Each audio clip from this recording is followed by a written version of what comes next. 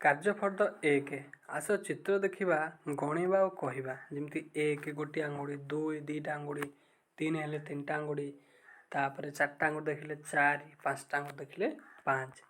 ଆସ ଉପର ଚିତ୍ର ପରି ନିଜ ଆଙ୍ଗୁଠିରେ ଗଣି ସଂଖ୍ୟାର ନାମ କହିବା। ବାପା ମାଆଙ୍କୁ ପଛରେ ତଳେ ଲେଖିବା। ପାରିବ ନା ପାରିବନି? ନିଶ୍ଚିନ୍ତ ପାରିବ, ସୁନା ପିଲା ତୁମେ ସବୁ। ତାପରେ ଆସିଲା ଏକ ପାଦ ଚାଲିବା। ଏକ ପାଦରେ କ'ଣ କରି ଚାଲିବ?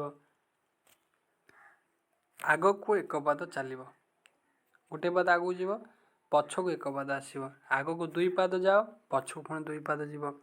ଏହି ହିସାବରେ କ'ଣ କରିବ? ପ୍ରାକ୍ଟିସ୍ ତୁମେ ଅଭ୍ୟାସ କରିବ ହେଲା। କାର୍ଯ୍ୟଫର୍ଦ୍ଦ 2 କାର୍ଯ୍ୟଫର୍ଦ୍ଦ 2 କ'ଣ ଦେଖ? 5ଟା ମାନେ 5ଟା ଆଙ୍ଗୁଳି ଗୋଟିଏ କେତେ ହେଇଯିବ? 6। ସେଭଳି 5ଟା ଆଙ୍ଗୁଳି 2ଟା ଆଙ୍ଗୁଳି ହେଲେ 7।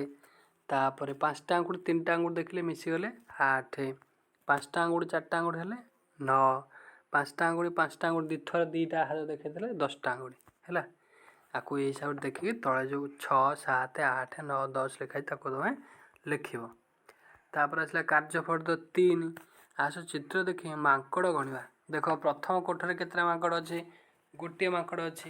ତାପରେ 2ଟି ମାଙ୍କଡ଼ ଅଛି। ତାପରେ 3ଟି ମାଙ୍କଡ଼ ଅଛି। ତାପରେ 4ଟି ମାଙ୍କଡ଼ ଅଛି। ତାପରେ 5ଟି ମାଙ୍କଡ଼ ଅଛି ହେଲା।